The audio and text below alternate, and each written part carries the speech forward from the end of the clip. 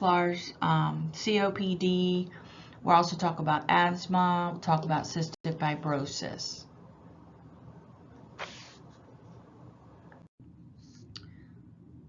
So gas exchange, you can find, you can read about that in your Giddens book. It's concept 19. It's a nice little read explaining it. These are the goals for the presentation. So gas exchange is the physical process by which gases move passively by diffusion across a surface. So this is how oxygen gets transported to cells and how our body gets rid of carbon dioxide. Some key terms to talk about is ischemia. So that means tissue death or necrosis. Most of the time we think of that with a problem with the heart. Also problem with brain cells when there is an injury there and the cells don't get their oxygen that they need and they become damaged permanently. Hypoxia is having a low oxygen level in your blood. Also hypoxemia, it's pretty much the same term. Anoxia means without oxygen. So the patient is not receiving any oxygen when they have a very, very low SpO2. And diffusion is the process by which all things move from a level of higher concentration to lower concentration. So do an independent review of the upper, lower airways, lungs, alveoli, and capillaries. Just a small review, the O2 moves from the lungs to the bloodstream, and the CO2 moves from the blood to the lungs. This happens in the alveoli and the capillaries of the alveoli.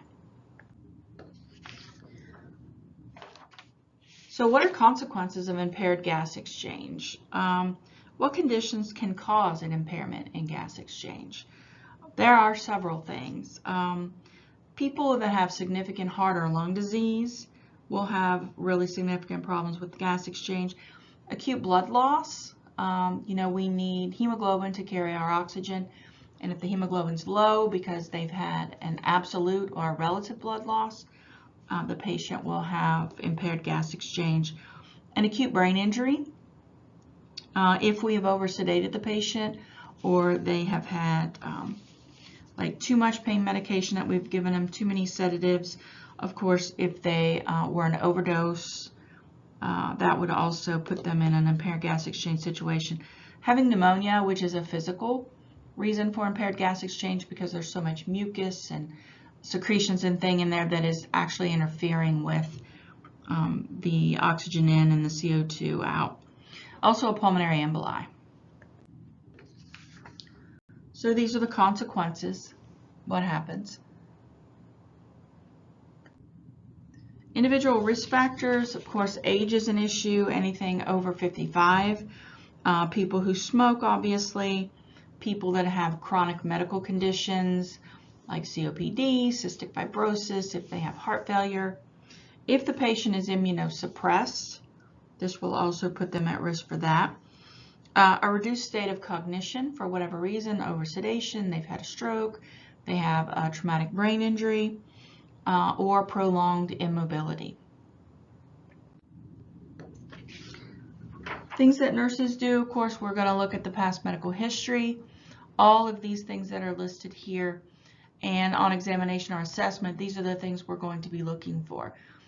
How difficult is for them to breathe?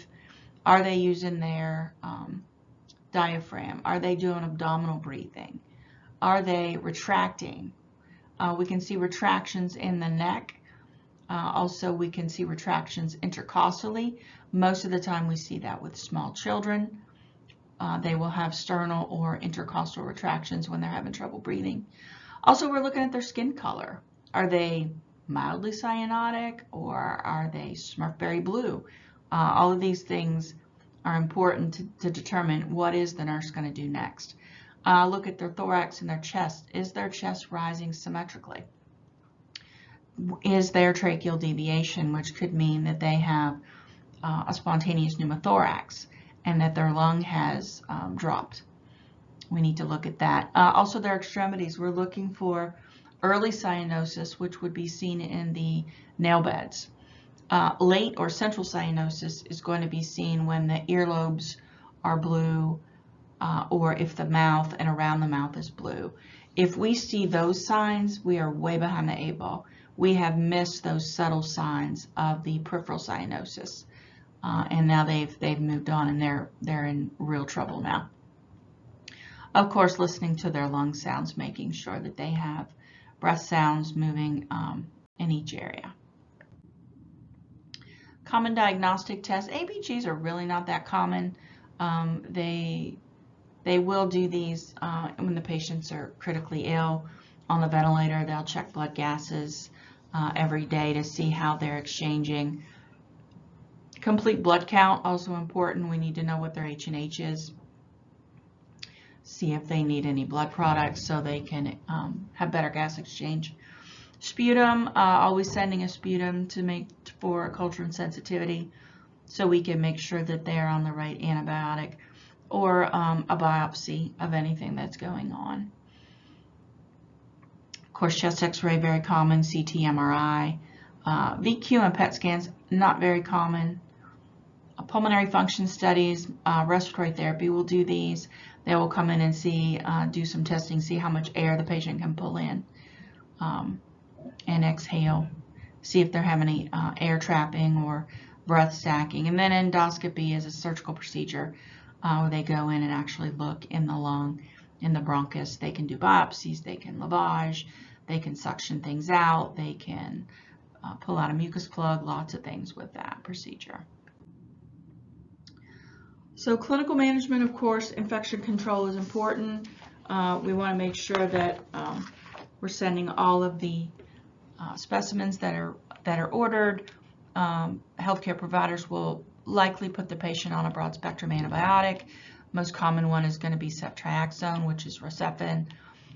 They'll put that on it until the preliminary culture comes back within 24 hours and lets them know what kind of bug that is growing there, so we get the patient on the right therapy. Also encouraging smoking cessation, encouraging the elderly to get their immunizations. After the age of 60, they should be getting the Pneumovac. We should encourage them to get their flu shot every year, and perhaps their COVID if they're willing to do that. Also preventing post-op complications. The number one complication after surgery, particularly abdominal surgery, is going to be pneumonia. If you've never had abdominal surgery, it's pretty painful, and people don't want to take a nice deep breath, and they don't want to get up, and they don't want to walk. But as nurses, there are a lot of things that we can do to prevent this by putting an incentive spirometer in their room, making sure that they're using that, every hour, every 2 hours while they're awake. Making sure that they're hydrated. We want to make sure that their secretions are thin and they can get rid of those. Also, turning, coughing, deep breathing, all of those things to clear their airway. We talked about smoking cessation, types of medications that they're on. We'll talk about those. We have our own slides for that. Nutrition therapy, particularly with COPDers, you'll find that they really need 6 small meals a day. They need high calorie, they need high carb, and they need high protein. Low salt will be good because they don't want to retain any fluid if they have any issues with their heart. But 6 small meals a day, they're sometimes able to handle that better. Maybe it's just a little fruit salad or a little cottage cheese for breakfast. And then, very small things that they feel like they can eat that, because they get so winded and so out of breath quickly just with the mechanics of having to chew and to eat. Also encouraging them not to drink a lot of fluids before their meal tray comes, because that will displace some of the area they have in their stomach and they won't be hungry. Positioning, of course, semi-Fowlers, high Fowlers, in order to make sure they're taking nice deep breaths and aerating all their lungs. Also, getting them out of bed and putting them in the chair and encouraging them to ambulate will also do a lot of good. Chest physiotherapy, again, is a respiratory therapy thing. They give them a breathing treatment with albuterol and ipratropium, which is an anticholinergic. And then, 30 to 60 minutes after that, they'll come in And maybe they'll use their piccolo, which is a little thing that I think they blow on it, and it rattles their alveoli, breaks free some things.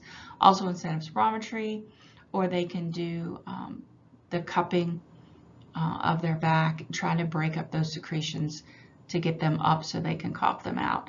Postural drainage, same thing, respiratory therapy thing. Oxygen therapy devices, when we're dealing with COPD, really, 2 to 3 liters is about the max that we should consider. For patients, if they need more oxygen than that, we can always, with an oxygen protocol order, change them to a mask. If they're mouth breathers, that will also help.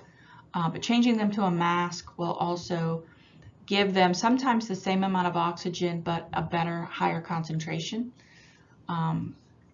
And they're not losing it from the cannula, or they're blowing it out of their mouth or anything. So that can be very helpful.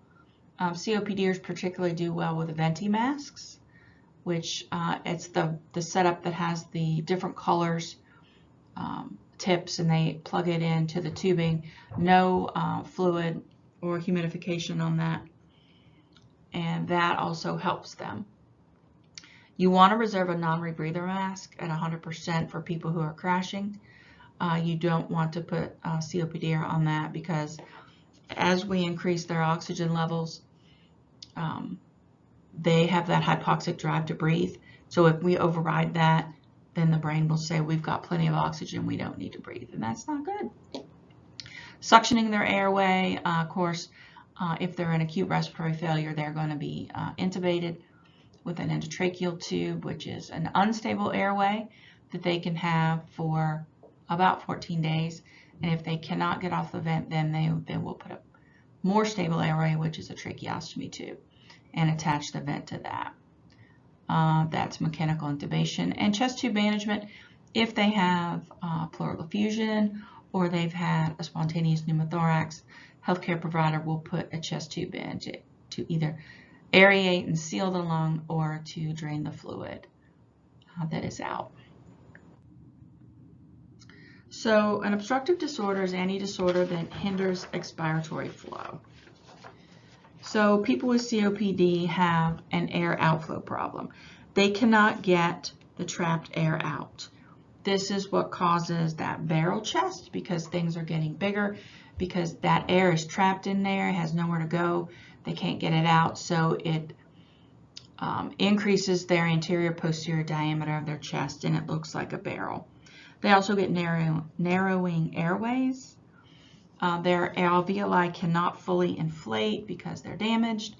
COPDers will also develop blebs, which is, instead of a bunch of little grapes for the alveoli, they will lose their cellular membrane walls and become one big alveoli, which is called a bleb, and COPDers can actually rupture those blebs and have a spontaneous pneumothorax. They also get breath stacking. They're taking more air in, but there's that outflow problem, so the more air that comes in, it keeps getting stacked on top of the other breath. Risk factors: smoking or secondhand smoke, of course, pollution, infections, asthma, and some people, they cannot identify why they have COPD. So again, it's an increase in the airway resistance. The airways get more narrow, so it's difficult to get the air in and get the air out.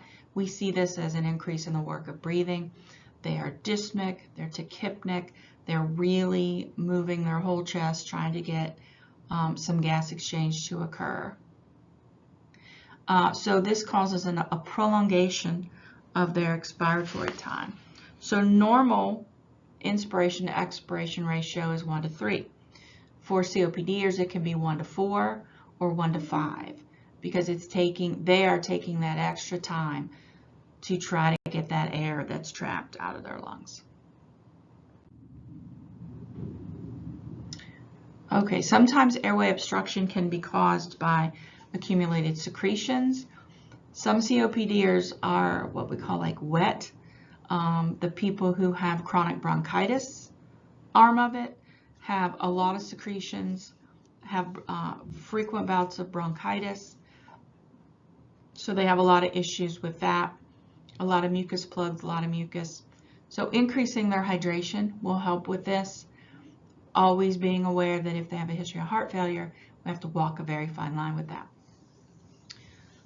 The chronic emphysema patient doesn't have these kind of secretions. They're more dry, and we'll have a picture of that we'll show you in a minute. So also, because of all the inflammation, they get swelling of the walls of their airways, and they become edematous, and they can have a mechanical obstruction, which typically is going to be a block of a mucus plug. These are signs and symptoms. I think you all have seen these probably. So tachycardia, a heart rate greater than 100. Tachypnea is a respiratory rate greater than 20.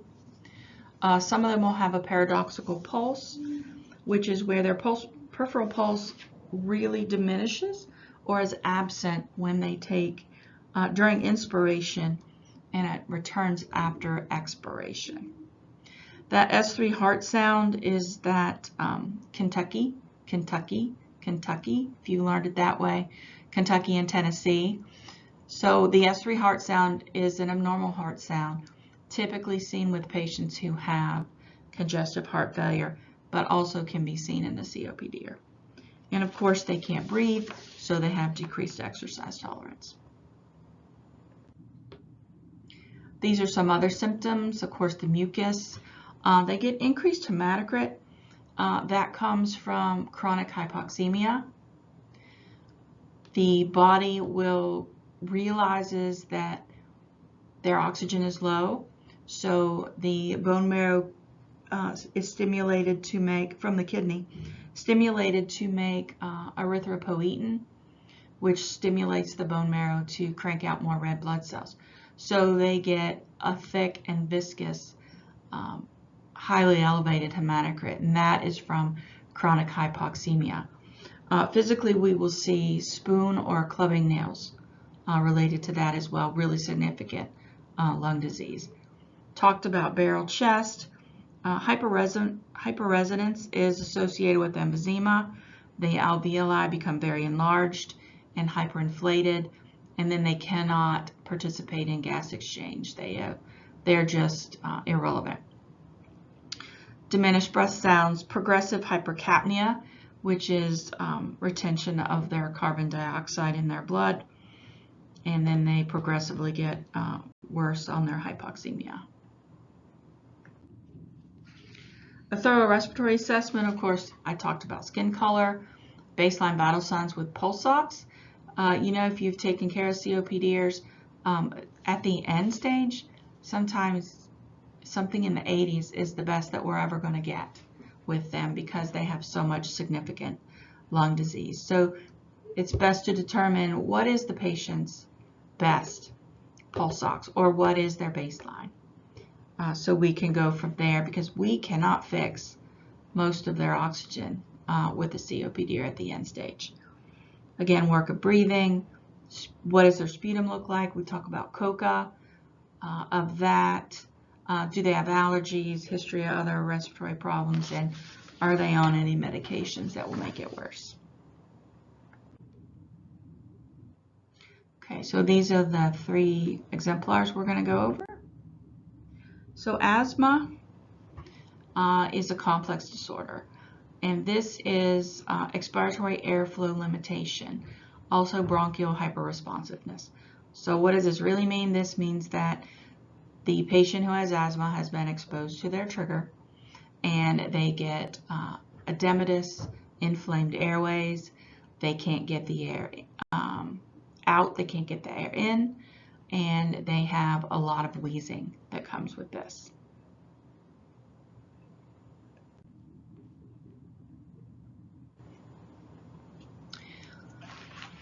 So some of the factors are intrinsic. That means that something that's their trigger that's outside in the environment. Could be dogs, cats, dander, dirt, mold, fungus, any of those things, something that they're exposed to in the environment, and that becomes their trigger to have an asthma attack. Intrinsically, Sometimes this is more genetic for them, and that is not necessarily a trigger, but it is something that causes them to have an asthma attack. These are the symptoms that you would expect from somebody who is having an asthma attack. Audible wheezing for certain. Depending how scared they are, they will be apprehensive, they will be diaphoretic, they'll be using their accessory muscles to breathe. So also, if you have an asthma patient who's not received treatment and their wheezing automatically stops, that is a huge emergency. That means they are not moving air at all, and we need to get the healthcare provider to intervene and probably intubate the patient so we can take over their breathing. Asthma attacks, of course, are episodic in nature. They are very exhausted after that. So the goal of treatment is going to be, number one, what are your triggers and how can you avoid them? Using the peak flow meter, which is a tool that they need to use every day. We'll talk about that a little bit later. It has a red, yellow, and a green zone.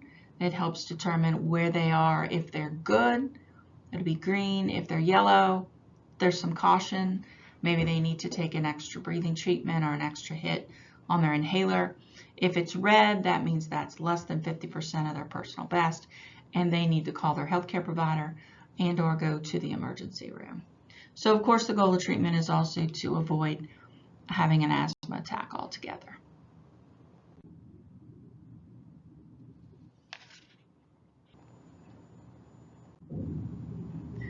Here's the peak flow meter. Thought I had a picture, but as I said, the green zone is good. That means that they are at least at 80% of their personal best of the air movement that they're bringing in.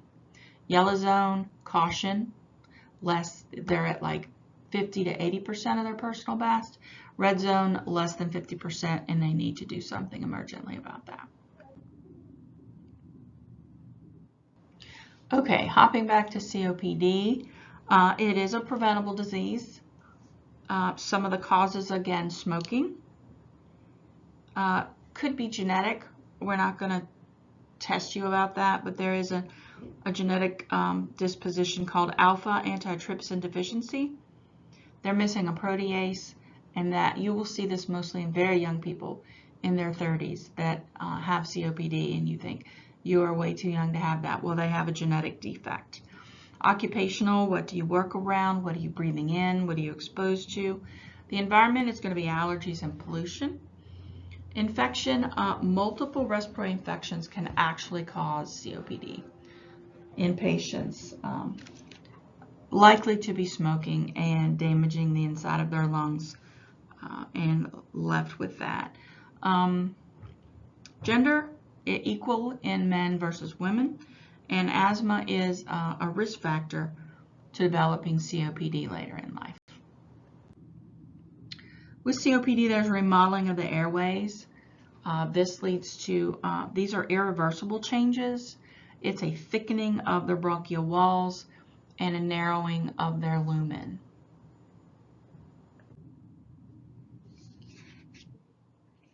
Here are the two forms that I told you about previously. Emphysema. So somebody with emphysema, we kind of associate them with being the pink puffer. They're very thin, they're reddish, they're pink. They have a lot of dyspnea, but they don't have the chronic bronchitis that comes along with the other one. Symptoms still have respiratory distress, but not the wet, mucousy kind. Chronic bronchitis, they call that the blue bloater. They usually have a larger habitus. They have some underlying cyanosis, and they have that really moist, and they create a lot of mucus that sometimes they cannot get rid of. Most treatment for COPD is on an outpatient basis, although COPDers typically land in the hospital once or twice a year with a pneumonia. Many times that's because they wait too long to go to the emergency room because they know that they're going to be admitted and they don't want to. But they get a pneumonia, they wait too long. They really should, at the first symptom of an upper respiratory problem, they need to go to their healthcare provider or go to the emergency room, because outpatient treatment can really prevent them from developing a pneumonia or having to be admitted and maybe have to go on the ventilator and have a negative outcome because of all of that. Health promotion, the thing that we can do: smoking cessation, adequate hydration, which NCLEX says is 3 liters of fluid a day. That is their baseline for good hydration. Again, caveat to that: do they have heart failure? We need to give them enough fluid that their secretions will be thin. It can also dilute their hematocrit. Also, vaccinations, staying away from sick people, and seeking treatment early when they think that they're getting sick. Medications, most COPDers have an inhaler. If you've ever watched a patient use an inhaler, 9 times out of 10 it is incorrect. We need to teach them how to use these, because these are very important as the cornerstone of their care, and they're very expensive, and they need to not be wasting them. You've all seen a patient, you've given their inhaler to them and they went poof, poof, and that's it. Well, you might as well spit in the ocean. They have done absolutely nothing to get that medication to where it needs to be. So we need to teach the patient primarily to use a spacer. That's the best way for them to use the inhaler. If they don't have that, they need to take a nice deep breath. They need to blow all of their air out, form a good seal around the inhaler, take 1 puff, and hold their breath as long as they can to make sure all that medication gets to where it's supposed to. They should wait 2 minutes and then take the second puff. If they have a steroid inhaler and they have maybe an albuterol inhaler or a beta agonist inhaler, they need to use the steroid first. That's not true. I got that backwards, sorry. They need to use the bronchodilator first to open up all those airways and surface area. So when they use the steroid inhaler, more surface area and more of that medication will be utilized. Complications of COPD: cor pulmonale, which is essentially a right-sided heart failure. Acute exacerbations, again, this is common for COPD patients to have 1 to 2 to 4 exacerbations a year. And if those are not treated, they could also develop acute respiratory failure. So cor pulmonale or pulmonale, just depends on what you've heard, is right-sided heart failure. So right-sided heart failure leaves the patient with symptoms of peripheral edema, jugular venous distension or JVD, which we see in the neck. They may also have some hepatomegaly, because everything on the right side of the body that is supposed to return to the right atria is impeded. So all of that fluid is going to be in the periphery. So right-sided heart failure, those are what you're going to see with that.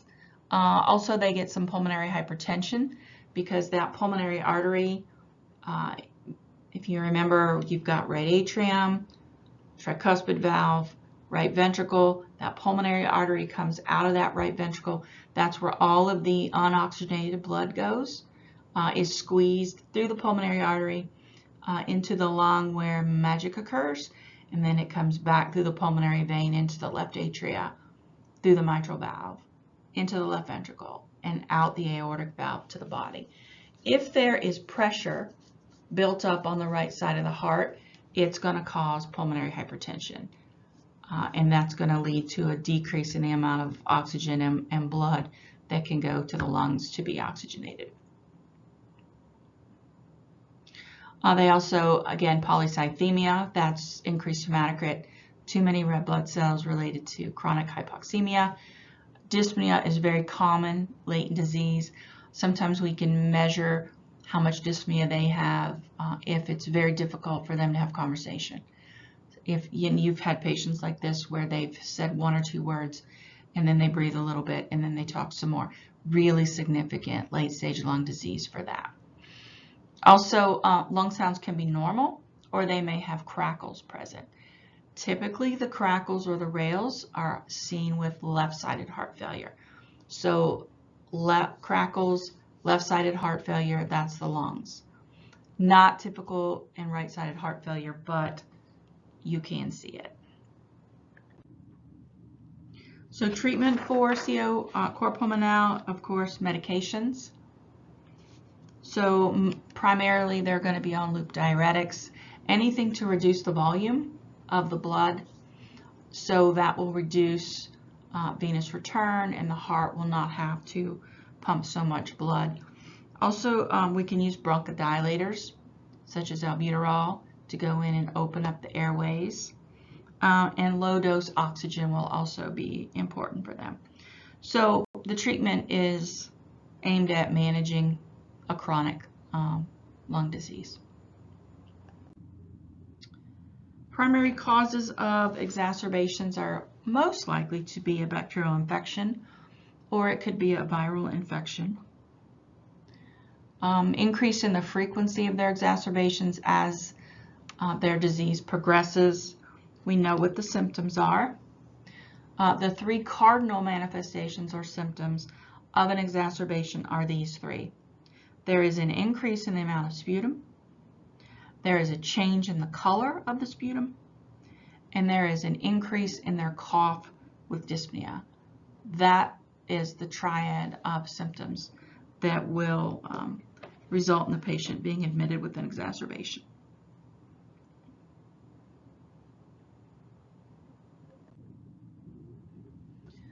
So acute respiratory failure, you're really going to talk more about that in the 4th semester, but there are 2 types, hypoxemic, which is an oxygen failure, and hypercapnic, which is ventilatory failure. So if our patients are COPDers, we have to be very careful, again, not to override their hypoxic drive. If we go in and put 5 liters of oxygen in nasal cannula on a COPDer, we have flooded their body with oxygen. The brain says, we're good. We really don't need to breathe.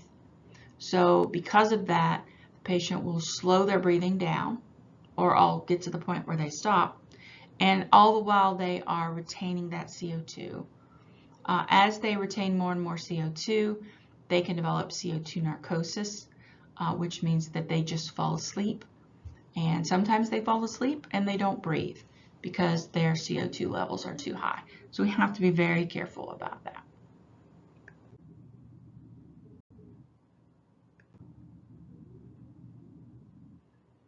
I skipped that slide because I've pretty much talked about that, all to cover that. I can't back this slide up, but I do want to add some things about COPD. So nursing implications for health promotion, exposure, again, staying away from people who are sick, fully hydration, compliance with their medications. If patients are not being compliant, we as nurses need to figure out why. Many times with the elderly, they don't understand why they need it. It may be too expensive. They may not have somebody to help them. They can't actually go to the pharmacy to get it. Lots and lots of reasons why people are non-compliant with their medications. But as nurses, we need to figure that out. And if they're hospitalized, we can get the case management involved. And they can help with a lot of community resources for them. Sometimes it's just education. You know, unfortunately, people are not in the hospital very long anymore. And sometimes education is the thing that we don't get to explain to them why they need this and why it's necessary for their treatment. Smoking cessation, vaccination, seek early treatment. Dietary considerations for COPDers, again, 6 small meals a day, but also consider nutritional supplements like Ensure or Boost. Rest periods while they're eating, and avoid drinking too many liquids before their meals.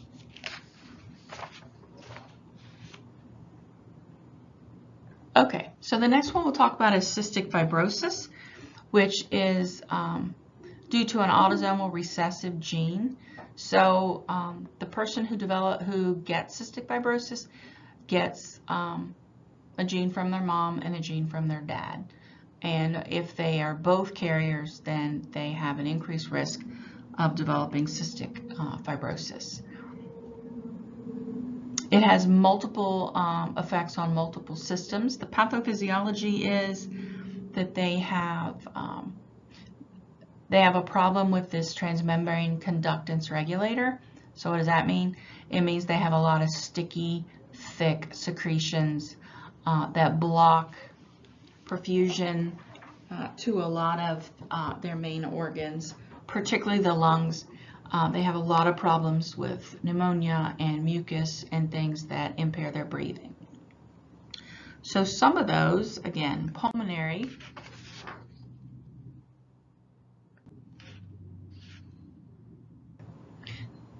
I can't back that up, sorry. Pulmonary problems, of course, what I talked about. They have a lot of thick secretions that occur, sticky, that clog their airways, and they have difficulty breathing. They have to use a lot of breathing treatments, a lot of albuterol to open those airways. They typically have a vest that will vibrate that they use, I'm not sure how many times a day. They will do that, and that will be like chest physiotherapy to break down those secretions so they can cough them up and get along with their day. Also, they have gastrointestinal problems. They lack those pancreatic enzymes, so they have a lot of fatty stools. It's called steatorrhea. So they have a lot of that oily fatty stools that come, so they have a lot of malnutrition. So these patients have to take the pancrease enzymes each time before they eat so they can digest their food and hopefully get the nutrition from it. They also have reproductive tract issues. Many times men are infertile because the tubes that go to the vas deferens either are not there or they become clogged with this sticky fluid and they have difficulty being reproductive. Doesn't really affect the women as much, but they can have difficulties. It can exacerbate the cystic fibrosis while they are pregnant. So diagnostic testing, they will do this. Now it is mandatory that each newborn has a sweat chloride test, which is the gold star lab treatment to determine that they have problems with sodium. So it used to be they would kiss the baby and the baby would be very salty, and then they would associate it with these lung problems and issues. So it got to the point where they mandated that each newborn will be tested for cystic fibrosis at birth. Also, they do genetic testing to determine if you are a carrier, so people can make informed decisions about whether or not they want to bring a child into the world that may have the possibility of this disease. But mostly clinical presentation and a family history is done. The symptoms of cystic fibrosis are a frequent cough, thick sputum, frequent lung infections, and problems with gas exchange. Good news is they're living longer now because they have more treatments. It used to be that they really didn't live out of their 20s. Now they're living into their 40s and longer because of the improved treatments that they have. Also, with the diagnosis early, they can also start them on their path for treatment. So disease management are the things that we talked about: the chest physiotherapy, the albuterol, breathing treatments, hydration, pancreatic enzymes, and increase their nutrition. Their common cause of death, unfortunately, is from a respiratory infection or pneumonia.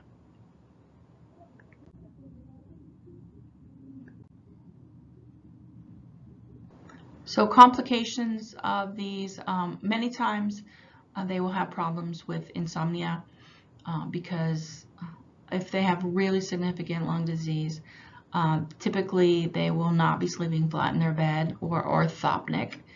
Orthopnea means that they have difficulty breathing while they're laying flat. So a lot of these patients, you'll find that they're sleeping in their living room in their recliner chair, or the healthcare providers will ask them, how many pillows do you prop up with at night? That can give them an idea about how significant their lung disease is. So they don't sleep very well because they do cough a lot and they have a lot of shortness of breath. And spontaneous pneumo, I told you, we talked about the rupture of the blebs, frequent infection, and acute and chronic respiratory failure. So management drug therapy, we'll talk about that in a different part of this. Of course, oxygen, low flow oxygen, 2 to 3 liters if necessary. If we can't do that, then we'll move to a different delivery device. Pulmonary hygiene, that's going to be incentive spirometry, also could be part of hydration, breathing treatments, all of those things to keep their lungs open. Exercise, diet we've talked about, and surgical interventions. They can go in and do lobectomies, which is removing part of a lung. Sometimes they do lung reduction surgery for patients who have really significant COPD and they have a lot of consolidation in the bases of their lungs. They can go in and just take out those 2 lower lobes on the right and left side, which leaves the patient with a smaller area for gas exchange, but a better area for gas exchange.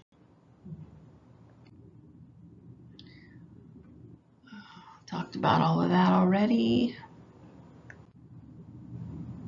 These are nursing implications for effectiveness of their treatment. Of course, we want to see a decrease in their symptoms.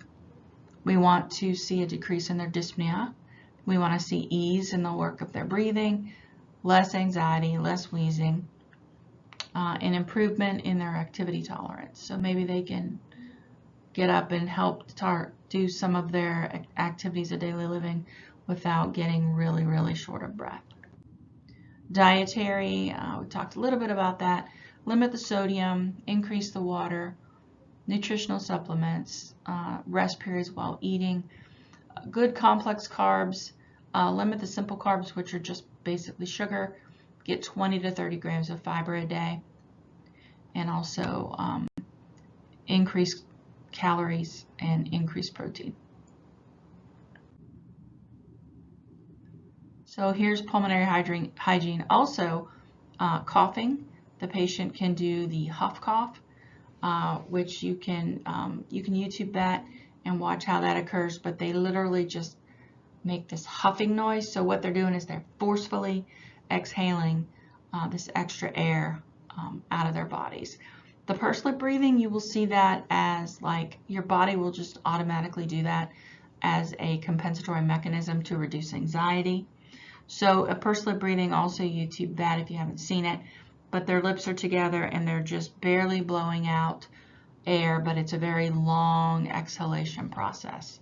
So that will actually reduce their anxiety and also help to get some of that extra air out that has been stacked in their lungs. Exercise, they should avoid exercise, of course, if they're getting sick or if they have a fever, if they develop chest pain or shortness of breath, or if they're nauseated. Here are some of the surgical interventions. I talked about the lobectomy. The pneumonectomy is removal of the entire lung. They can all do a VAT surgery, which the cardiothoracic surgeons are the ones that do this. They go in between the intercostal spaces, and they can go in and look into the lung, clean the lung out, lavage it, suction all that stuff out. They can get rid of infection, get a mucus plug out, whatever. So that is not an incredibly invasive procedure. Told you about the lung volume reduction surgery by taking out the lower lobes of the lungs, and bronchoscopy, where that's an operative procedure. They can do that at the bedside sometimes in a critical care area, where they just can go in and they can lavage and suction out a mucus plug, or they can go down, if there's a tumor there, they can actually do a biopsy of that. So upper and lower respiratory disorders, we're going to talk about pneumonia. So this is an acute infection of the tissue of the lung. For the elderly, it is associated with pretty significant morbidity and mortality rates for them because they don't have the reserve that young people do. They don't have the immune system sometimes to fight infection. They don't have the strength to take a nice deep breath and to cough.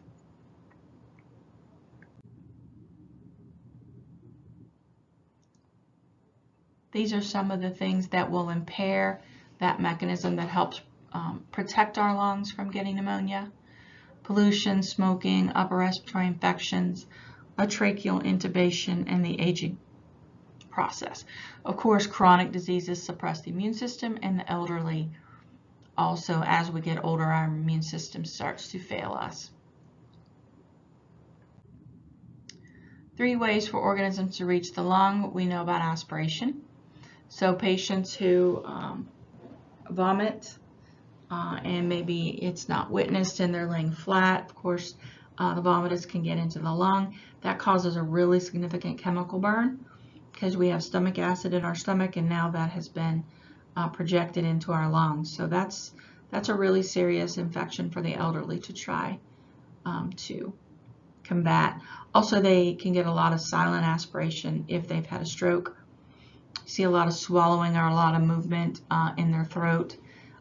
They cannot control that liquid bolus or fluid bolus, and they aspirate that into their lungs and get a nasty pneumonia. Also, the normal way, inhaling groovy ghoulies into their lungs, or it could be hematogenous spread. So say the elderly patient has a urinary tract infection, and that infection becomes really fulminant, really aggressive urinary tract infection. That can absolutely move into the bloodstream, and then the patient becomes septic. So that is moving from one infection site, the primary, to somewhere else in the body. Treatment of pneumonia, number one, we need to know what the bug is. So we'll send a sputum to see what kind of bacteria or fungus or whatever they have growing in their lung. All the while, though, putting them on a broad spectrum antibiotic like ceftriaxone. We talked about aspiration. Some of the major risk factors, again, decreased level of consciousness. So if the patient is overly sedated, maybe they have overdosed and their body vomits and they have no way to protect their airway. If they have a traumatic brain injury, same thing, their level of consciousness is decreased, can't protect their airway. Also, if they have difficulty swallowing because they've had a stroke, or they have an NG tube that is blocked, all of that will still, patients can still vomit if they have an NG tube to suction. If that end of that tube is sucked itself up against the stomach wall, things will still gather and the patient can still vomit and can go into their lungs. Talked about aspiration. That is a non-infectious pneumonitis is what they call that now. Symptoms of pneumonia, the most common are listed here. Pleuritic chest pain, that can occur if the patient has a pain when they take a nice deep breath. What else can be the cause of that if somebody takes a nice deep breath and they have pain? They can have a pulmonary emboli, right? So also fever, chills, shortness of breath, change in their mentation.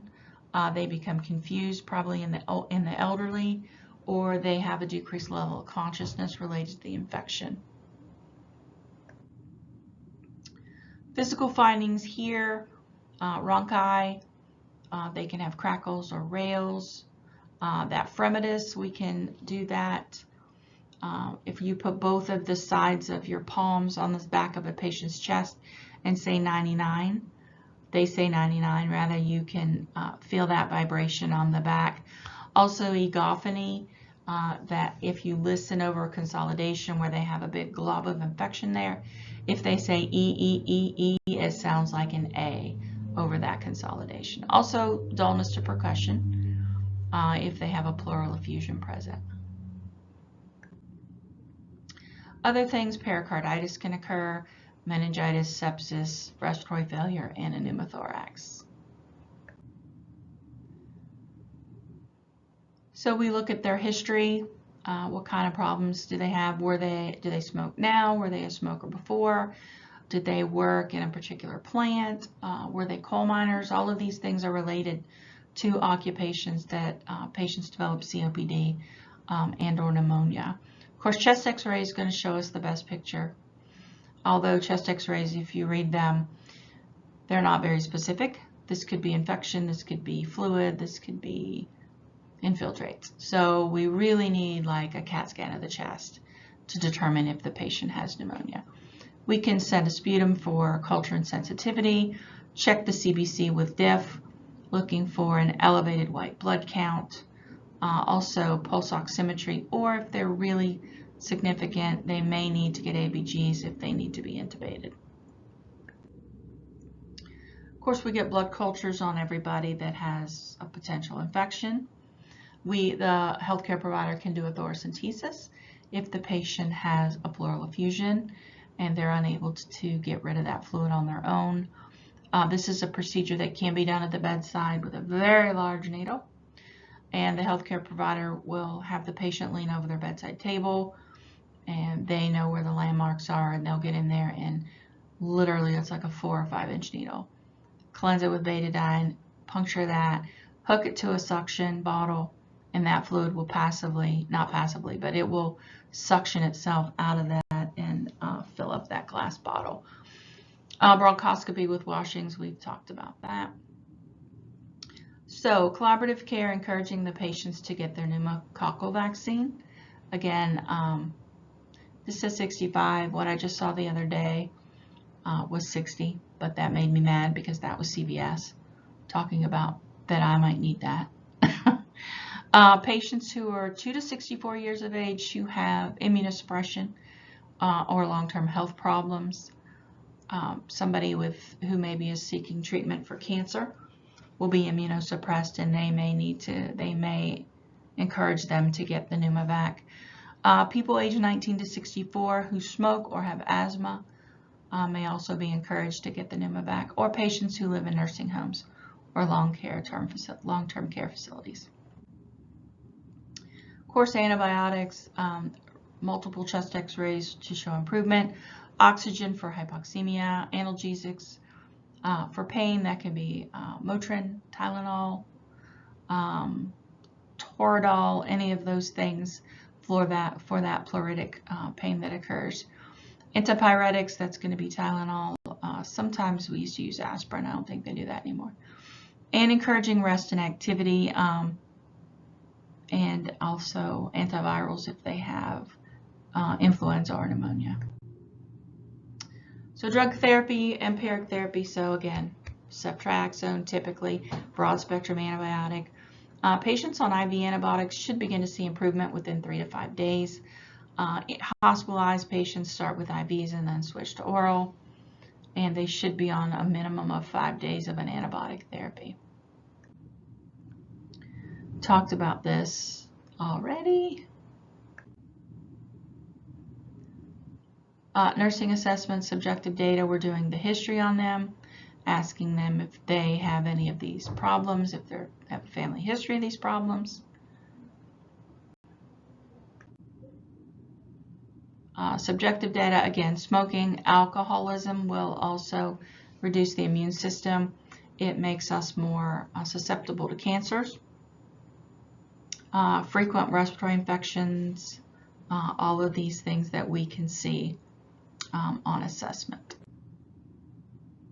Objectively, do they have a fever or not? They could still have pneumonia and infection and not have a fever, particularly if they're immunosuppressed. Their body may not have any gumption to scare up and have a fever, so they can fight something.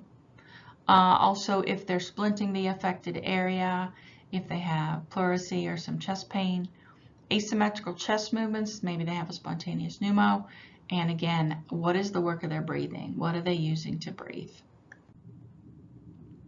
These are all things that we can hear or see on assessment for somebody with pneumonia.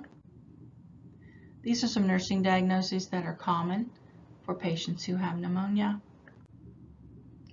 These are all the things that we're hoping to improve.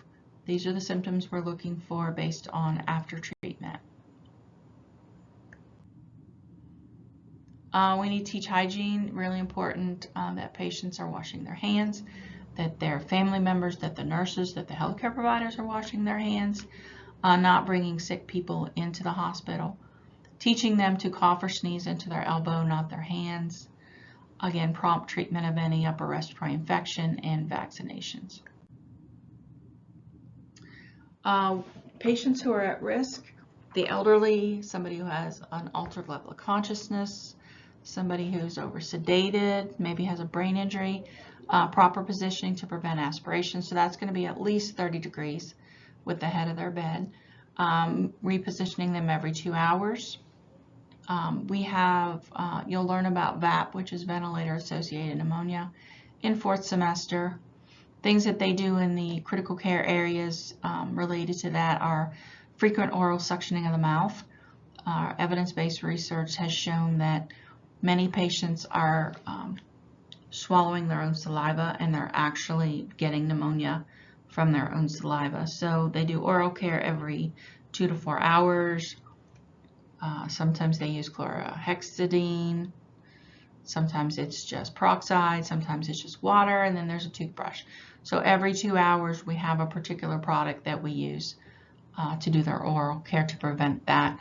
Also keeping their head above 30 to 45 degrees, particularly with patients who have an NG tube with feedings. You always want to make sure you turn that feeding pump off if you're going to lower the patient's head of the bed, and then try to remember to turn it back on when you elevate the head of the bed. And we used to suction people every 2 to 4 hours on the clock, but now they have found that you only suction patients when they obviously need to be suctioned. Because we can suction too much. If you suction somebody too much, their body will just create more and more secretions. Okay, patients who we know have problems eating or drinking or taking their medications, if they need to be fed, this is somebody that the registered nurse or the LPN should feed the patient. We don't want to delegate this to a patient care tech. Sometimes patient care techs don't know if the patient's coughing or struggling, that they're actually choking, and that they could be aspirating or silently aspirating. Assessing for the gag reflex, those are mostly for patients who come back to us from recovery. They've had some sedation. We need to make sure that their gag reflex is back. Typically we wait an hour, and then we can check it with a tongue blade if their gag reflex returns. Sometimes I have just had them take a sip of water and see how they manage that. But it usually takes an hour for gag reflex to return after they've had sedation. Getting them up early, encouraging incentive spirometry, and that twice daily oral hygiene, because again, patients who have bad teeth, have dental caries, they can actually cause themselves to have a pneumonia. Preventing pneumonia pain management is important. If they don't want to cough or deep breathe or get up and walk, we should be planning to medicate them 30 to 60 minutes before we plan to do that. Good hand hygiene, using respiratory devices, avoiding unnecessary antibiotic usage. I think I've said this pretty much over. Acute intervention. Talked about that. So when they go home, of course, you need to encourage them to take their full course of antibiotics, because a lot of elderly people don't want to do that. They think they'll just, oh, I feel better, I'll just save this. And they have a whole collection of partial antibiotics in their medicine cabinet. So we need to encourage them, hey, you need to take all 10 days of this, or 14 days, or whatever has been ordered. Looking at drug-to-drug and drug-to-food interactions for them. Encouraging rest, hydration, all these other things. Cool mist humidifier. Just like for babies, this is also good for big people and the elderly. Having that cool air, moist air in there can help them with their secretions as well.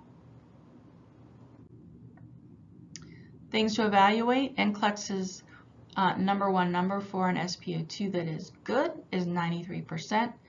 So you really should not have to choose an outcome. If the patient's SAT is 93 in this question stem, then that is not an issue. I'm looking for something else to do first. We're going to talk about a few upper problems. So nasal surgery. Septoplasty is repair of a deviated septum, most commonly done on an outpatient basis. Or if somebody has broken their nose, they're going to have a reduction for that. Maybe, sometimes not necessary. Or rhinoplasty is going to be a nose job, and that's more of a cosmetic procedure. So pre-op teaching for nasal surgery, we need to teach them not to blow their nose afterwards because they could dislodge clots. They may have a little stent in their nose, particularly if they have had their septum repaired. So definitely important that we teach them not to blow their nose. On assessment with patients, particularly if they have a nasal fracture, they're going to have facial deformity. They may have epistaxis, which is nosebleed. They may have bruising or ecchymosis under one or both of their eyes. And they could have leakage of CSF. So if they're having clear drainage from their nose, always be aware that it's possible this could be CSF. So we need to notify the healthcare provider, get a specimen, send it to the lab and make sure, because that means that there's some kind of break in the system if CSF is leaking out, and they could easily get meningitis from that. Treatment, realign the fracture by open or closed reduction. Sometimes they'll wait 5 to 10 days to make sure all the swelling has gone down before they fix that. Nursing management assessment of the respiratory status before and after. Of course, pain management, looking for bleeding, which is obvious, bleeding, which is not. They may have a lot of swallowing, and that may mean that they're swallowing a lot of blood, and they may vomit from that because that's just gross. So we have to watch that, particularly with kids who have had tonsils or adenoids out or something, watching for that increased swallowing, because that means that they may have some post-op bleeding. Of course, looking for infection and teaching them what to expect. Some causes of nosebleeds, obvious causes are trauma, right? For kids, it could be foreign body. They have stuck something up their nose that mom or dad didn't know about, and then they get a really foul odor from them or from their mouth, and that's what's happened. They've stuck a bead up there, they've stuck something up there, and they have a big, great infection in there now. Also, overuse of nasal spray can cause patients to have epistaxis, and of course, using street drugs, snorting cocaine, smoking fentanyl, whatever, or going through the nose there. Or it could be from allergic rhinitis, or they could have a tumor, which is causing a nosebleed there. Risk factors, increased risk if patients are taking NSAIDs, ibuprofen, ketorolac, things like that. Complications, it is harder to control a nosebleed if the patient has uncontrolled hypertension. First aid, not like what our moms did for us, because your mom, if you had a nosebleed, hold your head back and pinch your nose. Well, they don't do that anymore. They actually seat them forward. They do still hold the pressure by pinching the bridge of the nose for 10 to 15 minutes. Ice to the nose, of course, that could vasoconstrict there and stop the bleeding. Or putting a small gauze into a bleeding nostril, also that can help stop the bleeding. Medical management, if it is not stopping with any of those means, they can inject or inhale a vasoconstrictive agent. They can go in and cauterize that area, which sounds awful, and then leave packing in the nose up to 3 days.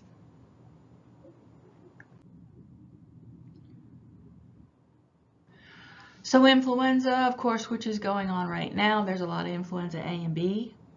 out in the community can be significantly morbidity and mortality, particularly for young children and the elderly.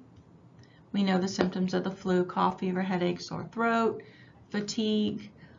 Sometimes it feels just like a common cold. The most common complication post-influenza is pneumonia. The vaccines are 70 to 90% effective. Contraindications, if you have had Guillain-Barré syndrome or if you are allergic to eggs, these are reasons why you should not get the flu shot. Supportive measures is really all we can do for the flu. However, if you test positive for the flu, they can give you an antiviral, which is oseltamivir or Tamiflu. Doesn't stop the symptoms, but it can shorten the course of the flu. Tamiflu must be given, I believe it's within 5 days of the onset of your symptoms. So sinusitis, we get a problem, inflammatory response, bacterial infection, viral infection in our sinuses. We have a lot of symptoms with that. You get a lot of facial swelling, facial tenderness over the sinus areas, sometimes can have a fever, and lots of secretions. So I just told you the symptoms. The treatment, of course, if it's bacterial, it's going to be antibiotics. Also, increasing hydration will thin the secretions and help with that. Meds to relieve symptoms: decongestants, things such as Sudafed or pseudoephedrine, unless you have a history of hypertension, and people that have hypertension are not supposed to take decongestants. Mucinex is another one, guaifenesin. That's an expectorant that will also help to thin secretions. Hot showers, or sometimes people will have saline spray as a nose spray, or using steam, or sometimes people use those neti pots to irrigate and clean their sinuses. So sleep apnea is obstructive sleep apnea, is OSA, partial or complete airway obstruction during sleep, typically caused from snoring. Apnea, if you have stopped breathing for longer than 20 seconds, this is considered an apneic event. Some people will get hypoxemic or hypocapnic, which is retention of CO2 from snoring. People who have sleep apnea frequently awake during the night. Sometimes they awake with a vigor because they have stopped breathing and they've woken themselves up and make a big noise. They have a lot of insomnia, excessive daytime sleepiness, because they're never getting to that REM sleep, that restorative sleep. So they have a lot of sleepiness during the day. Diagnosis is typically with a sleep study. And then the treatment, of course, is a CPAP machine at night or whenever they are sleeping to keep the airway open for them. A lot of significant problems with snoring. Patients can develop early cardiovascular disease if it is not treated. So it's really important that people not snore. Now we're going to do the farm. These are the things that most commonly are inflammatory responses, and these are the major drug classes that I'm going to talk about. So histamine, if you've ever been stung, you know what histamine does. It is a reaction to a poison or something from that bee or that wasp. It gets very edematous, it gets very warm, it gets very red. There's vasodilation. Sometimes the patient can be hypotensive if they're having like an anaphylactic reaction, because histamine will vasodilate. It will vasodilate all your vessels, and so you get a hypotensive episode related to that. There's increased capillary permeability, which is the swelling or the fluid that goes into our interstitium. And then, but in the lungs, it causes bronchoconstriction, and that can lead to constriction of smooth muscles and wheezing.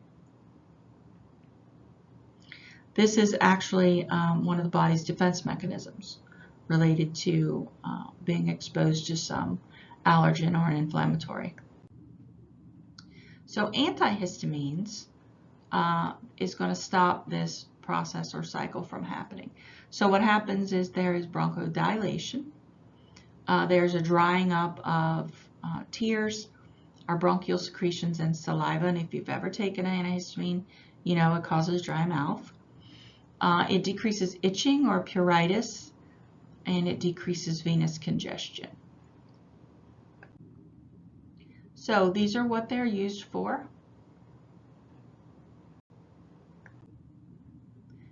Adverse effects with antihistamines for the cardiovascular system. Cardiovascular system, hypotension can cause dizziness, can cause syncope, and it can also cause heart palpitations in the patient. Central nervous system, sedation, dizziness, weakness, can cause insomnia and nervousness, and some people can develop seizures based on that. GI, all the usual things: nausea, vomiting, diarrhea, constipation.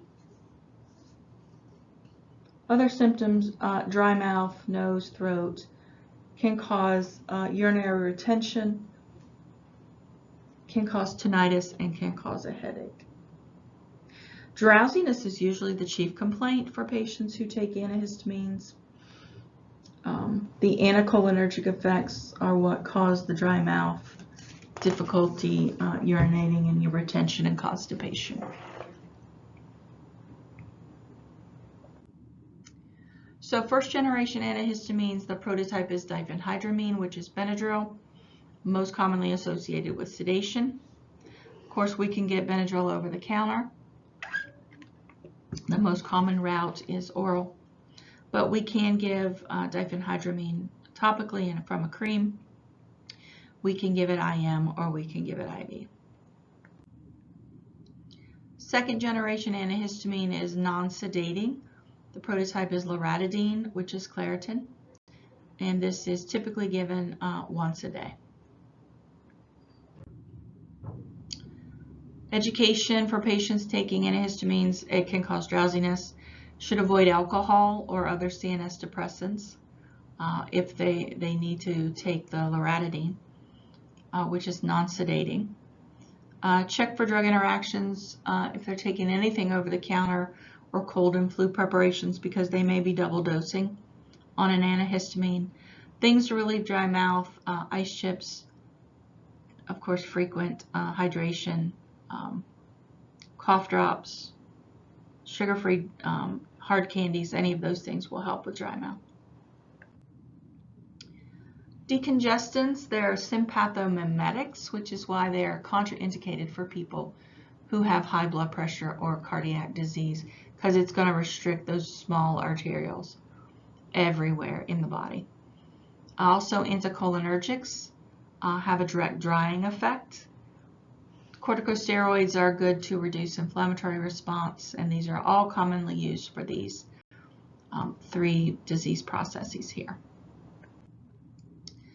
The prototype decongestant is going to be pseudoephedrine, which is Sudafed, which is very difficult to get over the counter now, but I think you have to go behind they have to get it for you behind the pharmacy now, as it is like one of the ingredients used to make methamphetamines. So in this state, in Ohio, it is kept behind the counter. These are all oral. Because it is affecting the sympathetic nervous system, we get nervousness, insomnia, palpitations, and tremors. Again, contraindicated for heart disease. Patients who have narrow angle glaucoma should also not take decongestants. Clients with diabetes, thyroid dysfunction, or prostatitis should avoid decongestants. Teaching: cautious with over-the-counter medications, avoiding caffeine or other stimulants, how to properly use their nasal meds. There's a lot of patients who will overuse their nasal sprays, which are mostly decongestants, and when they stop using them, they get rebound congestion. That is 100% related to overuse of a nasal spray. And the possible side effects, of course, we've already discussed those.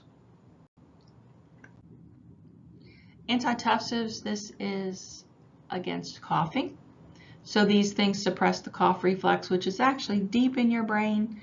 I think it's in the pons or the midbrain. Sometimes surgeons will put their patients on cough suppression if they've had a big abdominal wound. They don't want them to be coughing a lot and bust their wound open. There are two classes of cough medicine, non-opioid, which is going to be guaifenesin with dextromethorphan. The DM is actually what stops us from coughing. The guaifenesin is a mucolytic or expectorant that thins secretions. And then there's the opioid, which is very difficult to be prescribed anymore. Guaifenesin, again, expectorant, thins secretions. The codeine is a cough suppressant, or hydrocodone is found in Robitussin AC. Adverse effects, these are the symptoms that might come along with antitussives. Particularly if it's an opioid, you need to treat it just like it's an opioid, even if it's cough syrup. It can still depress respirations, can still cause constipation and dry mouth, potentially addictive. Contraindications are for patients who have traumatic brain injuries or for patients who have an altered level of consciousness. Mucolytics decrease the thickness or viscosity of secretions, good for expectoration. Examples, guaifenesin. So these are some of the common side effects with Robitussin: nausea, vomiting, GI disturbances. Mucinex is really well tolerated, but it can cause some of the GI disturbances too. Now we're going to talk about bronchodilators. These relax bronchial smooth muscle, which allows the bronchi, the bronchioles to dilate, and the patient can have much better and easier time breathing. So we're going to talk about beta-adrenergic agonists, anticholinergics, and xanthine derivatives. So the beta-adrenergic agonists, again, are sympathomimetics. They stimulate the sympathetic nervous system. So if your patient says, I think I'm allergic to that albuterol breathing treatment because it made my heart race, we need to teach the patient that is an expected and a common side effect to that medication because it is revving up the sympathetic nervous system. So we use bronchodilators during the acute phase of asthmatic attacks. Also, patients who have an exacerbation of their COPD, those can be scheduled and they can have a PRN albuterol to open up their airways. It quickly opens up that airway and reduces airway constriction, so we have normal airflow. The SABAs, or short-acting vega agonist, there's only one, and that's albuterol. Brand name is Proventil. This is the only rescue inhaler. It is the only one. So if your patient is in an acute asthma attack, we're not going to give them Ceravent, we're not going to give them Advair. We've got to give them this albuterol and open up that airway right away. So the LABA is salmeterol, which is Ceravent. So that's something that patients are going to use for maintenance. Typically it is once or twice a day that they take this. So to figure these things out, we have two different kinds of beta cells in our body. So you have one heart, so the beta 1s are going to affect cardiac system. So that's going to be your metoprolol, which is low pressor, propranolol, which is Inderal. Any of those things that end in olol are beta blockers, beta 1 receptor blockers. So that's going to slow the heart down, also decreases the cardiac output and decreases the workload of the heart. But you have two lungs, so the beta 2 receptors are found in the respiratory system. these are going to be the albuterols and the medications that are going to open up the airways. So the bronchodilators actually stimulate alpha, beta 1, and beta 2 receptors. So an example of that is epinephrine. So beta blockers actually block, the beta 1 blockers block the effects of epinephrine in the heart. So it slows things down and decreases the workload of the heart.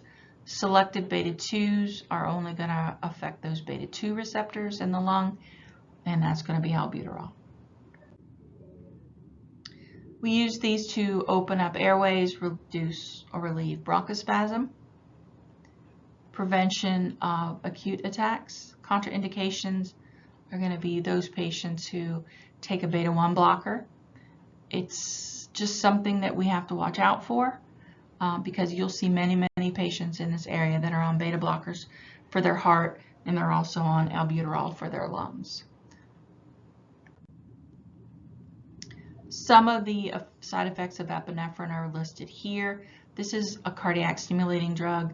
This is an ACLS drug. We know that when somebody is in cardiac arrest, the first drug that we give is epinephrine to try to restart the heart to beat on its own. So this is definitely going to rev the heart up. Beta 2 albuterol, some of the side effects of that could be hypotension, or they could have hypertension. They could get a vascular headache. Very common to have a tremor after receiving a breathing treatment. Again, normal and expected response from that. Anticholinergics you'll find in the hospital setting. The doctors order Duanebs. So this is a combination breathing treatment. It has the albuterol, which is the beta 2 bronchodilator, and then it has ipratropium bromide, which is Atrovent, and this is an anticholinergic. So we get the revved up right now effect with the albuterol, and the Atrovent gives a slower and prolonged action, but it is also a bronchodilator. So used to prevent bronchoconstriction. This is not something we would give all by itself if the patient was in an acute asthma exacerbation or acute respiratory failure. These drugs work to bind to the ACHS or anticholinergic receptors, prevent them from binding, so bronchoconstriction is prevented and the airways are dilated. These are side effects, mostly drying. People get dry mouth, also headache, coughing, anxiety, can cause heart palpitations as well, but these are normal and expected side effects. The last group are the xanthine derivatives. The prototype drug is theophylline. It's a smooth muscle relaxant, so it causes bronchodilation in the lungs. Typically used for mild to moderate cases of acute asthma. It also can be used in the long-term management of COPD, those patients who have chronic bronchitis and/or emphysema. They do cause a lot of cardiac issues because it does stimulate and increases the force of the contraction in the heart, so it can increase the heart rate, increases the workload of the heart, increases cardiac output. A really kind of a side effect perk is that it increases blood flow to the kidneys, so the patients can have a diuretic effect when they're taking xanthine.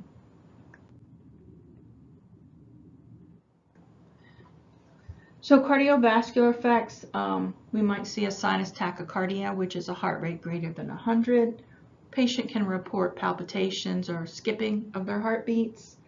It can also cause very serious ventricular arrhythmias, such as VTAC or VFib, ventricular fibrillation, which can both be lethal rhythms.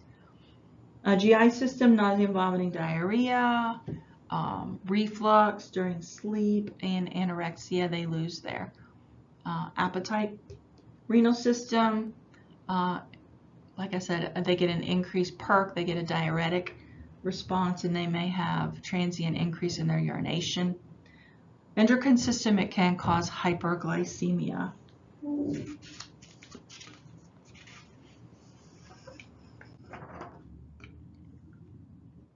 Some drug interactions with the xanthines, and very old drug, which you don't see very much, is cimetidine, which is Tagamet, has a reaction with that. Oral contraceptives, some antibiotics, and sometimes the flu vaccine will interfere with how well theophylline works. Cigarette smoking enhances xanthine metabolism. So dosages have to be changed if the patient stops smoking, smokes less, or smokes more. Some food interactions, charcoal broiled foods, things that are high protein, can actually reduce the serum theophylline levels, and the patient will have respiratory problems related to that. Patient teaching. These are all symptoms of theophylline toxicity. That theophylline has a very small window of a therapeutic range. It is typically 5 to 20. If the patient has a level greater than 20 or whatever is toxic to them, they can have GI symptoms. They can be restless, irritable, have tremors, also have trouble with sleeping.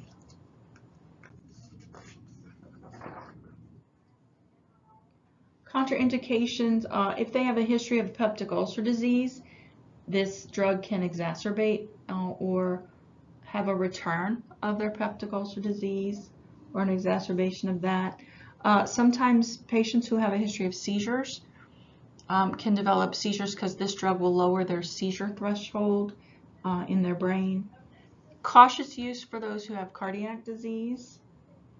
And there are some time release preparations, so they're going to end in CD, controlled delay, SR, sustained release, all of those things. So we know that those medications cannot be chewed or broken or anything like that when we're giving them, because it will mess up the release of that drug.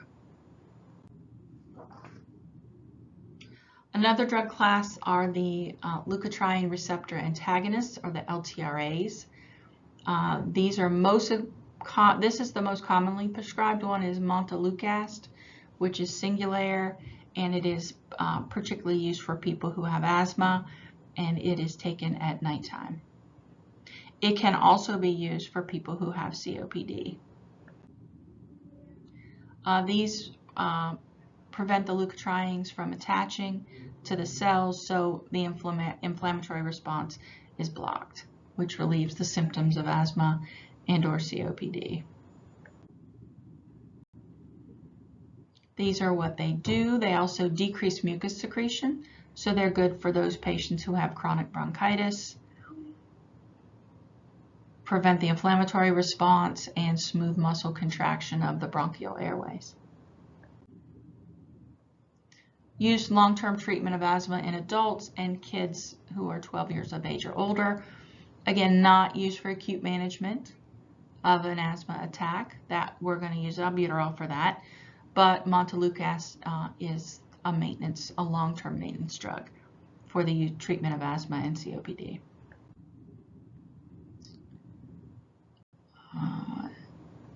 You can read all that. Again, medication is given at bedtime. Cautious use with over-the-counter medications as prescribed. It also has can have a bad effect on the liver, so we need to be sure that we're watching their liver function before they begin therapy and throughout. So that's going to be liver function tests, which are your AST, ALT, ALKP, and your total bilirubin. So the LTRAs can affect your liver. So L for liver. It's like Sesame Street.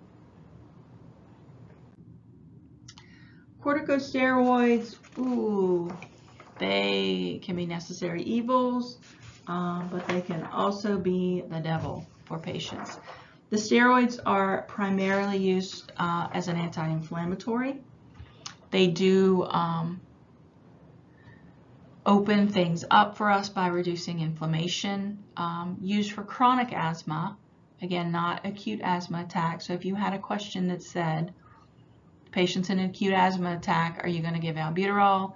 Are you going to give montelukast? Are you going to give a steroid IV? Or are you going to give ipratropium? The answer is always going to be albuterol for an acute problem, somebody who's having trouble breathing. It has many different forms. They can be oral. We can give it IM. We can, most commonly in the hospital, we give them IV, or it can be inhaled as part of their breathing treatment. This is the mechanism of action. Not really concerned that you know that. Here are some inhaled corticosteroids, butoneside, fluticasone, and fluticasone and salmeterol, which is an Advair inhaler. Flonase, of course, is a nasal spray, as is the Rhinocort, I believe. These are some side effects of the use of inhalers or nose sprays. This is why we teach patients who are using inhalers to rinse their mouth with water after they use it, so they don't get fungal infection or a yeast infection in their mouth. Also can cause some irritation or ulceration in their mouths from residual of that medication in there. Also washing their inhaler, their spacer rather, with soap and water when they're done using it. And I'm ahead of myself. Gargle and rinse the mouth afterwards. Make sure they're using their peak flow meter, determining if they're green, yellow, or red. We need to get them a spacer if they don't have one. Cleaning the inhalers or the spacers with warm soapy water afterwards, and using your bronchodilator first, and then the corticosteroid inhaler. Teaching them medication compliance. Many times I have seen patients in the hospital where the little ladies, they've got 2 or 3 inhalers in their purse, or they've got it on their bedside table. We need to get those from them. A lot of COPDers get anxious and they overuse that inhaler, particularly if it's albuterol. All of a sudden the patient's heart rate is 180 and you're like, what's going on? Well, they've just hit their inhaler 6 times in the last hour. So we need to control that and get those medications away from them, and lock them up for them, or put them in the box, or send them home if they have somebody that will take them with them. We need to teach them all about the common side effects and normal and expected side effects, because some patients will not take a drug if we don't teach them that, oh, that's expected. So I've had patients tell me, well, I'm allergic to Lasix, it makes me pee. Epic fail for nursing. We need to teach them to take their diuretics during the day, and so they won't be up all night having to use the bathroom. Things to report to the healthcare provider, of course, as far as respiratory, an increase in their shortness of breath, increase in their work of breathing, if they have developed an infection, if they have early signs and symptoms of infection. Those are things. If they need to report that their heart is racing, they need to tell their healthcare provider that as well, so they can get to the bottom of it.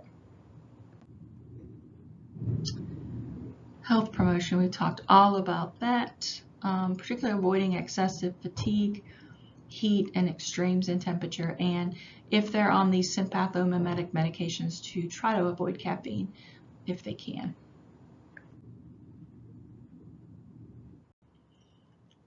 Talked about that a lot.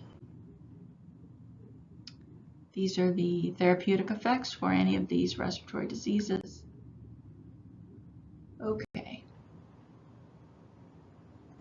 Okay, we're going to move into infection, which is concept 24 in your Giddens book. These are the goals for the concept. So we know infection means patient has been exposed to bacteria, fungus, something that is causing an infectious process in their body, as evidenced by elevated white count, fever, chills, sometimes pain, different colored secretions, difficulty, painful urination, all those things you know. And there's the definition. So key terms, pathogen, of course, means the bacterial whatever is causing the problem. Normal flora is something that we have. We all have staph, we all have strep, we all have yeast on our body.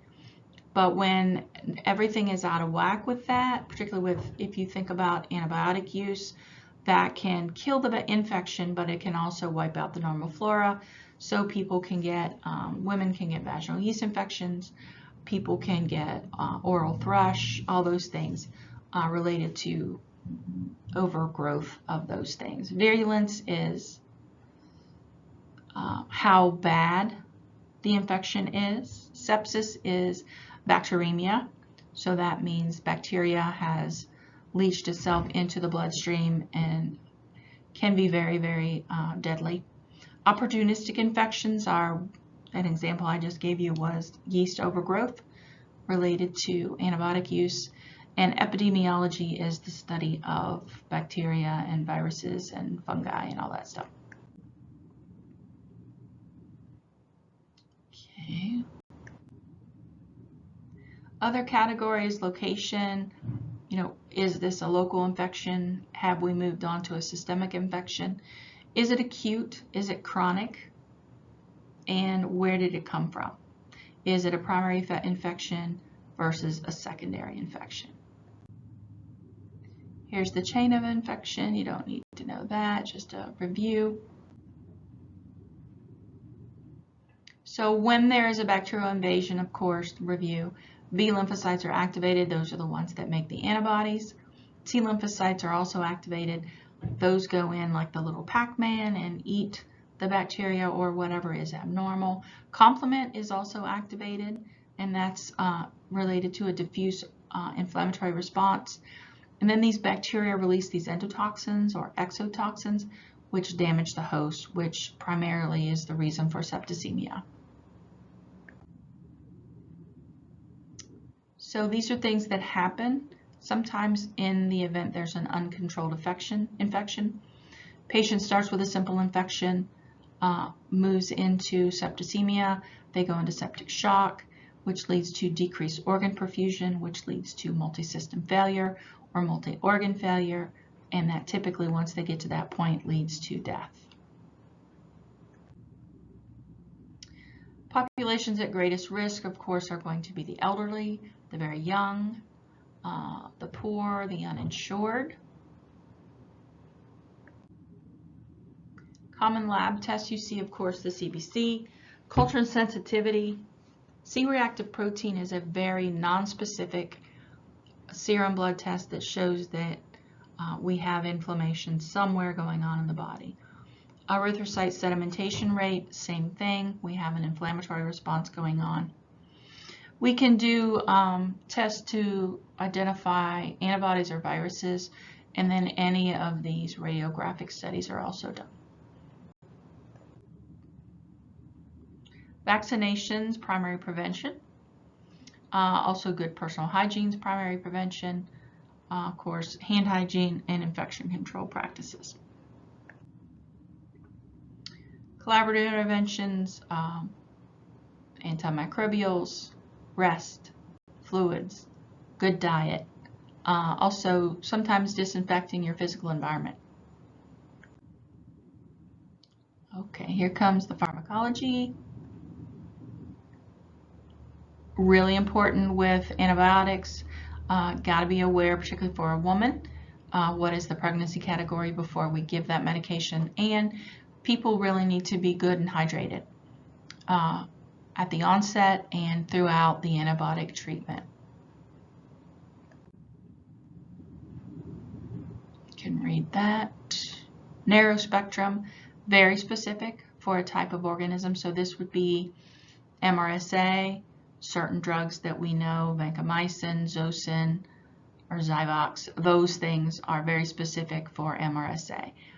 Other medications, non-specific, broad spectrum, can use those until we figure out what's going on. Prophylactic therapy is, example, giving ceftriaxone in the emergency room because we know that there's an infection, not knowing exactly what it is yet.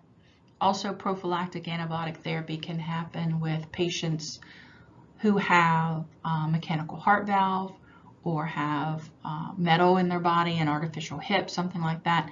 Anytime they have to go for like a dental procedure or have a surgery, they will prophylactically get 5 days of antibiotics so they don't develop an infection, have a problem related to that.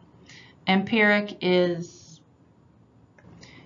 therapy is that is really based on a clinical educated guess of what we think this bacteria is presenting may be, and then they order the antibiotics based on that. Other things to consider, of course, we don't prescribe antibiotics, so these are things that the healthcare providers will look at when they are determining what medication they want to prescribe. Penicillin is the OG. Prototype is penicillin G, comes from a fungus. This is the most common antibiotic out there, used for most people. The most serious complication is hypersensitivity, so that's an allergic reaction, and it can cause seizures, rash, angioedema, which is swelling of the mouth and tongue and throat, anaphylaxis, and nephropathy, which is kidney disease.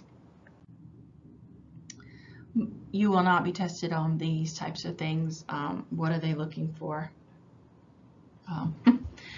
Most effective in treating gram-positive infections. Again, we don't write these prescriptions, so this is more than you need to know. Used to treat infections of skin, the GI system, respiratory is most common, soft tissues, and again, depends on what's going on with the patient. Most common, the cheapest, most prevalent, ampicillin and amoxicillin. Good for gram-positive and gram-negative bacteria. These are what it's used for. It's available oral, IM, or IV.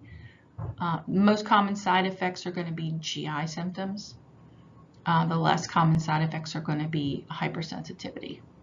And these are most tolerated, the best tolerated by patients. Combination antibiotics, piperacillin, tazobactam, is Zosyn, which is a very common antibiotic used in the Mid-Ohio Valley. It is used for gram-positive, gram-negative, used for many uses for different kinds of problems.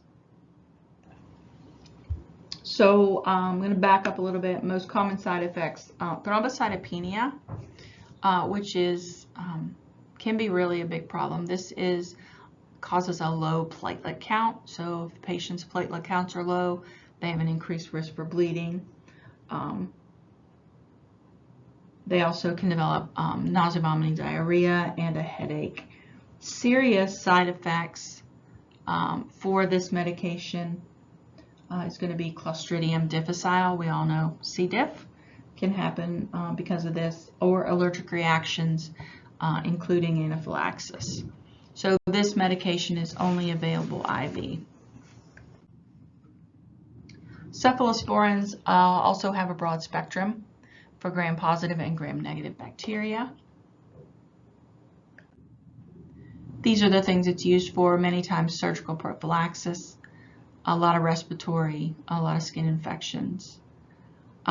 Key point to remember, cautious use for those patients who tell you they're allergic to penicillin, because there can be a cross-sensitivity anaphylactic reaction. Most commonly prescribed cephalosporin oral is cephalexin, which is Keflex. Parenterally, or which is IV, cefazolin is Ansef. Good old ceftriaxone, which is Rocephin, most common broad-spectrum antibiotic. Another drug class are the carbapenems. The prototype for that is meropenem, which is Merum. It is broad-spectrum, not as used as commonly as others. The surgeons like to use this drug. Again, only available IV. Aminoglycosides, prototype is going to be gentamicin. There's also tobramycin.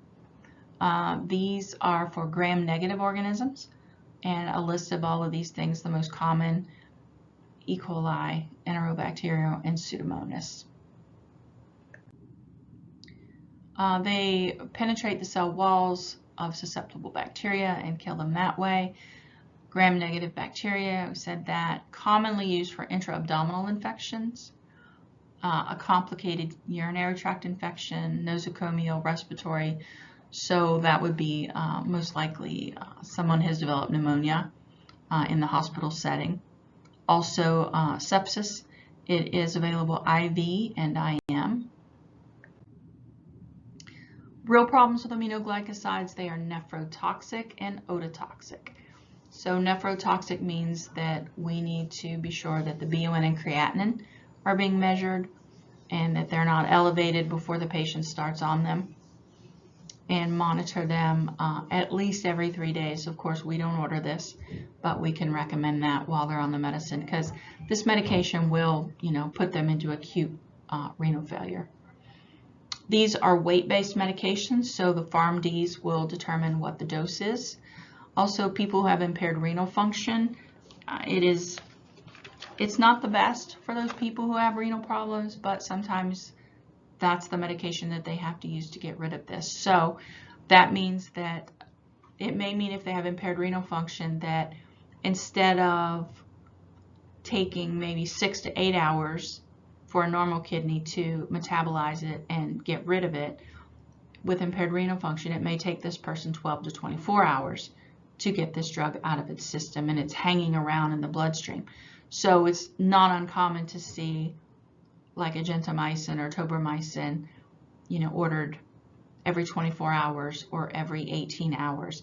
That's because the pharmacist has determined, based on weight, based on the BUN and creatinine levels, and maybe some peaks and troughs of the drug, how long it's going to take this person to get out of that drug out of their system so it's not continuously damaging their kidneys. So serum drug levels for dosing, they use that. And this drug is available IM or IV. Fluoroquinolones, prototype is going to be Levaquin or Cipro. These mostly are given orally, excreted via the kidneys. So again, need to be sure we know what the BUN and creatinine is before the patient started on these drugs. They are good for gram-negative and gram-positive organisms. Most commonly prescribed is ciprofloxacin, which is Cipro, and levofloxacin, which is Levaquin, which is just as good and cheaper than Cipro. A lot of times used for cellulitis, genitourinary infections, and pneumonias, and if you have gonorrhea. This drug is available orally and IV. So, nursing management, monitor the renal function, BUN and creatinine, I and O, liver function, AST, ALT, ALKP, and total bili. Make sure that the patient is drinking plenty of water, unless contraindicated, because this drug has a tendency to produce crystals in the urine. So these meds come to you, any meds that come to you, in a brown bag from the pharmacy. That's not random, that's for a reason. This drug is sensitive to sunlight. So we would spike that bag and hang that bag in the brown bag. So never take that off because it's there for a reason. Tagamet, again, cimetidine, old drug, probenecid, will increase the effects of these drugs. And they're typically not used for children under the age of 18.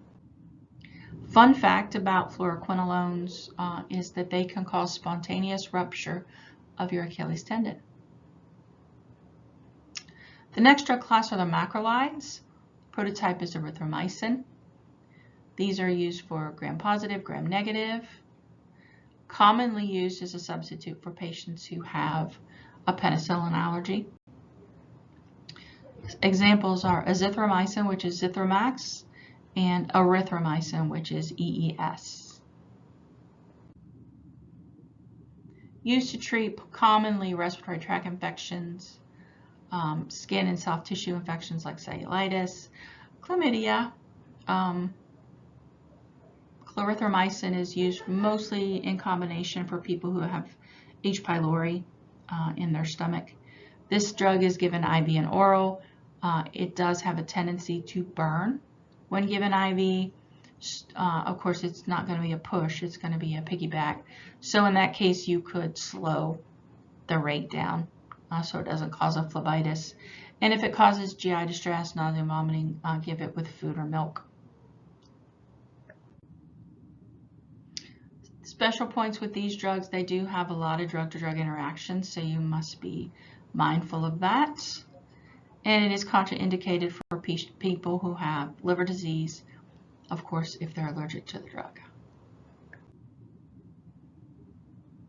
Side effects commonly are the GI disturbances. Sometimes they can get tinnitus or ringing in their ears, dizziness, and reversible hearing loss.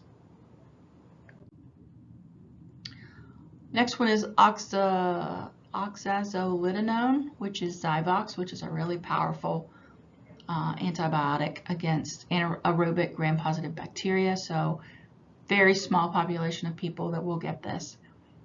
Those who have bacterial pneumonia, septicemia, skin problems, or if they have vancomycin-resistant enterococcal infections, Zyvox is used for that. It can cause myelosuppression, which myelo is bone marrow. So bone marrow suppression is going to lead to reduced white blood cells, reduced red blood cells, reduced platelets. Also can cause pseudomembranous colitis, which is where the inside of the colon actually sloughs off. Is not a good time. This drug is available IV and PO. Nitromidazoles, the prototype is metronidazole. You've probably heard of that. It's Flagyl.